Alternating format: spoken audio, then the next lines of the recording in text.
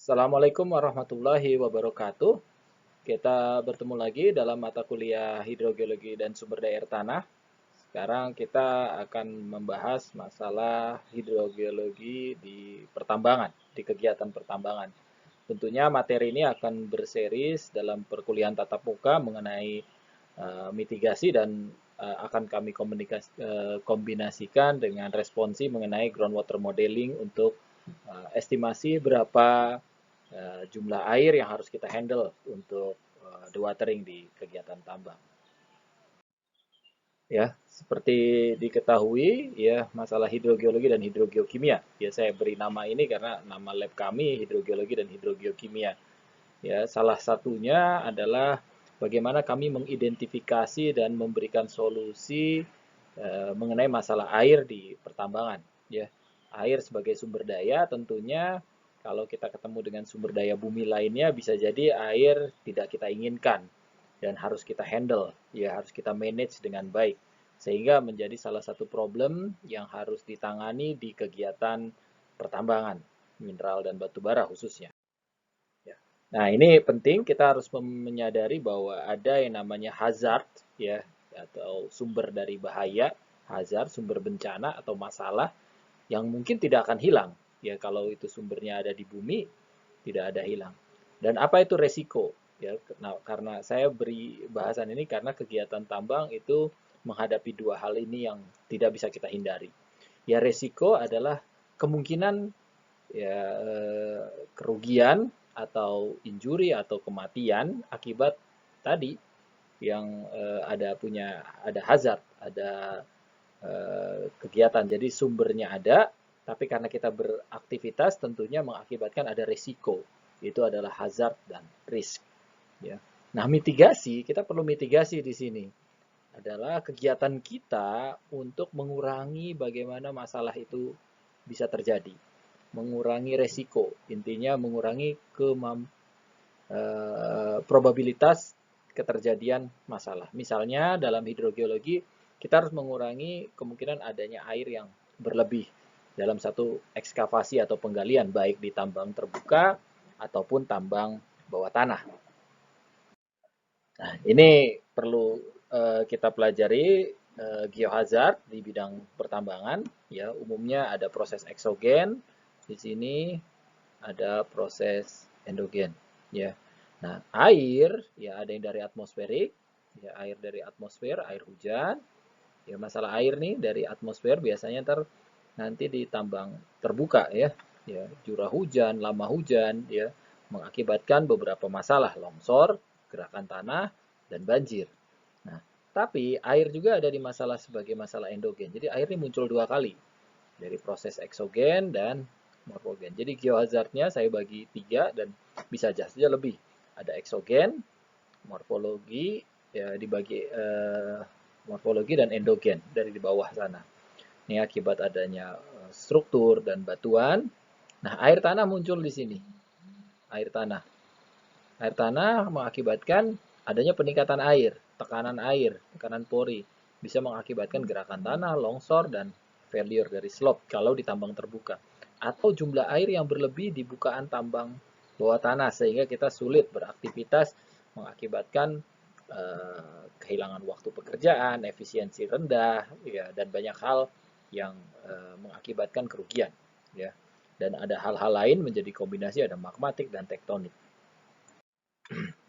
Nah, kalau kita definisikan bahwa natural geohazard tidak bisa hilang, seperti masalah hidrogeologi ini tidak bisa hilang nih, muncul, ada. Kenapa? Karena ya hampir semua daerah di Indonesia ada air tanah, baik jumlahnya sedikit ya atau jumlahnya banyak yang tersimpan dalam aquifer ya. Nah, secara umum aktivitas penambangan atau aktivitas kita ini melakukan eksploitasi sumber daya bumi itu memperbesar resiko kejadian, risiko. Jadi risknya besar ya. Ya wajar kalau orang tambang dibayar lebih mahal karena punya risiko yang lebih besar. Tentunya ini menjadi alasan buat kalian mungkin alasan menjadi mining engineer ya. Nah, di sini perlu ada kegiatan eksplorasi sebagai bagian dari mitigasi untuk mengurangi resiko keterjadian ya. Nah, kalau kita gagal merencanakan tentunya ini eh, quote yang sering digunakan, gagal merencanakan, itu kita udah merencanakan untuk gagal. Nah, semua kegagalan atau hazard, termasuk air tanah nih, geohazard dari air tanah, itu wajib menjadi database. Ya, baik di eksplorasi ataupun pada saat fase eksploitasi. Nah, sekarang saya berikan kartun gambaran suatu ekskavasi penggalian underground. Ya, sekarang kalau kita lihat, di sini ada batuan. Ya, mungkin batuannya homogen, memiliki porositas tertentu, permeabilitas intek tertentu ya. Ingat di kuliah sebelumnya ada permeabilitas intrinsik dan permeabilitas primer dan sekunder ya. Di sini kita menghadapi ada batuan di depannya. Awalnya dia tenang-tenang aja nih, ada mining engineer yang bekerja underground ini tenang-tenang aja karena mungkin batunya airnya walaupun ada air yang masuk ke sini sedikit, air yang jatuh ke sini ini jumlahnya tidak banyak ya. Tapi ketika penggalian ini maju ke sini dan kita memiliki struktur ya rekahan yang mungkin terbuka sebagian besar ya, dan di sini ada sungai di atasnya. Ini ada sungai. Masalah baru lagi. Ada sungai yang memungkinkan adanya hubungan hidrolik tidak hanya dari air tanah, ini masuk ke sini. Sehingga di sini bisa terjadi flooding atau banjir. Mengakibatkan harus dievakuasi ini keluar. Nah, ini sebagai gambaran di penggalian bawah tanah. Tentunya masalah ini juga menjadi masalah lain karena mungkin di atasnya ada yang punya rumah atau ada yang mengambil air tanah di sini. Karena ada yang mengambil air tanah di sini, tentunya kalau air digali, ekskavasi kita lakukan pemompaan 2 tering ke sini, ya 2 tering kita lakukan 2 tering, tentunya rumah ini bisa kehilangan airnya, muka air tanahnya bisa turun dari posisi di sini menjadi posisi di sini, karena untuk menyelamatkan ini. Ya. Sebagai seorang hidrogeologis, di awal sebelum penggalian kita harus sudah bisa mendefinisikan kondisi ini akan punya banyak masalah. Mungkin orang-orang lain nggak tahu di sini pada bengong-bengong aja nih ada masalah apa, nah tenang-tenang aja kok ada aktivitasnya di bawah dan nggak kelihatan. Ya, tapi sebagai hydrogeologist yang mungkin bekerja di industri ekstraktif seperti pertambangan, nah tentunya hal ini sudah bisa kita mitigasi dari awal atau kita identifikasi problem dan memberikan solusinya. Ya, jadi seperti disebutkan tadi, air bisa menjadi masalah ya di dalam aktivitas pertambangan, baik dari sisi jumlahnya ya atau debit, kualitasnya, waduh kualitasnya buruk nih. Sejak originalnya udah buruk, apa yang terjadi kalau originalnya sudah buruk? Aslinya sudah tidak baik. Nah, ini memerlukan rekayasa, engineering, pengelolaan dan resiko. Serta ini penting juga nih belakangan ini menjadi hot issue ya, impact ke lingkungan. Ya, kalau kita tidak bisa mengenali berapa air yang akan keluar, kualitasnya seperti apa, rekayasanya seperti apa, manajemennya bagaimana, dan resiko setiap aktivitas kita siap-siap untuk ya jadi bahan uh, apa ya, bahan uh, ya kalau bahan tertawan saja mungkin nggak ada masalah, tapi kita siap bermasalah dengan baik secara etika, hukum, dan masalah lingkungan yang lebih luas. Seperti itu. Ya. Nah, ini sebagai contoh bagaimana ekskavasi tidak bisa lanjut atau penggalian sulit dilanjutkan karena airnya cukup banyak, ya, flooding di sini, ya, dan mungkin bisa ada di sini ketika tidak dipompa. Ya, ini ada bekas tandanya nih, air during ini bisa direduksi ke sini. Nah, ini tentunya sesuatu yang kita hindari dan kita harus identifikasi sejak awal. Ya.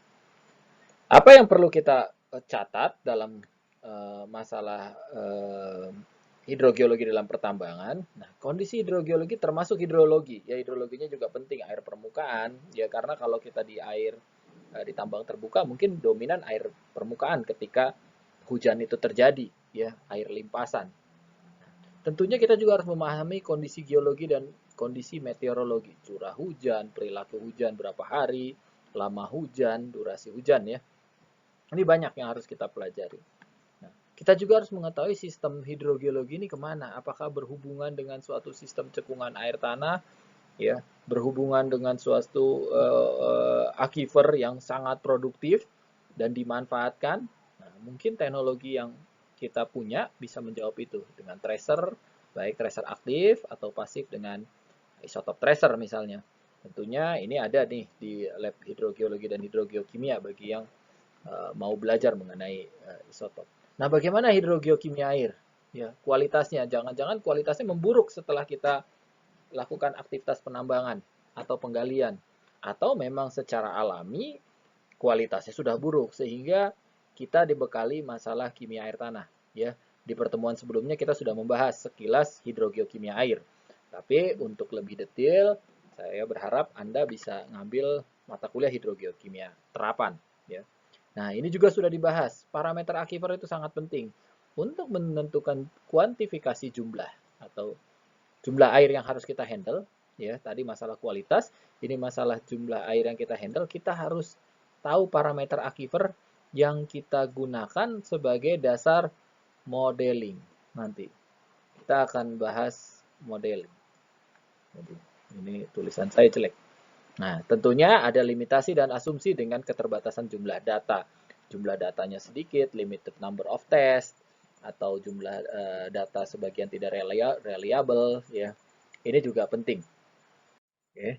Nah, ini kita perlu melakukan eksplorasi, ya, nama kakak kita kelompok keahlian atau kelompok keilmuan eksplorasi sumber daya bumi.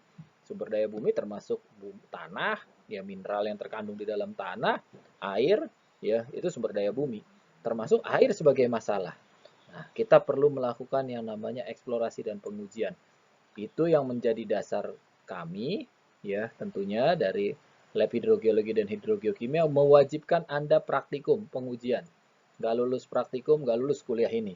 Jadi kuliah ini bukan kaleng-kaleng, ya, nggak ada praktikumnya. Ya, kalian diberi kuliah dan praktikum cukup banyak. Nah, supaya kita bisa mendapatkan data yang valid. Ya, ini nih penting nih. Kita tugasnya adalah mencari data, pengujian, mendapatkan data yang valid yang bisa kita gunakan untuk melakukan perhitungan, analisis, prediksi. Ya, oke, ini beberapa yang kegiatan lapangan uh, yang kami pernah lakukan gitu ya. Ada pemetaan, ya, singkapan air tanah. Ya, singkapan air tanah atau singkapan batuan kayak terlihat. Singkapan mata air tanah itu mata air. Jadi mata air itu adalah outcrop dari air tanah. Ya, itu penting. Berapa debitnya di situ ada muka air, ada air tanahnya, debitnya berapa. Nah, perlu kita lakukan pengujian aquifer. Jadi kalian tuh dibekali nih di kuliah ini tools untuk pengujian aquifer baik dengan slug test, pumping test, dan demo mengenai packer test. Ya. Kalian juga dibekali beberapa tadi mata kuliah hidrogeokimia, ada tracer hidrogeokimia dan isotop untuk mengetahui sumber airnya dari mana. Apakah akan connect dengan suatu sumber air yang besar? Ya, kami pernah punya pengalaman suatu tambang digali, airnya bisa 900 sampai 1.200 liter per detik. Liter per detik, berarti 1.200 toren dalam satu detik. Toren yang 1 meter kubik ya, yang rumahan itu dalam satu detik. 1.200. Dan airnya kualitasnya buruk dengan temperatur bisa mencapai 80 derajat Celcius. Nah, tentunya jumlah data hidrogeologi umumnya tidak banyak ya, karena industri tambang bukan industri yang mau mencari air sebenarnya, tidak mau memproduksi air.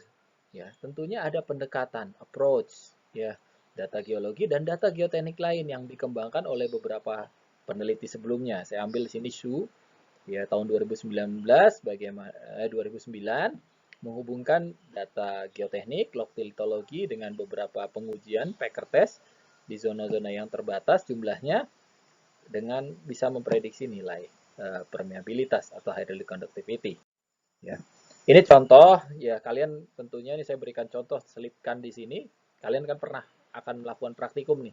Kalau kalian mengambil mata kuliah ini, kalian akan melakukan pengujian dengan, ya, kalau dari core, sini core-nya disimpan di sini, ya, ini core-nya, ini kalau tempat core-nya. Kita akan lakukan uji constant pressure head atau constant head wall permeameter sesuai standar ASTM D5084. Ya, tentunya ini akan lebih detail kalian baca, lihat apa saja yang ada di lab ya di website ini. Ya, kalian wajib praktikum ini. Ya.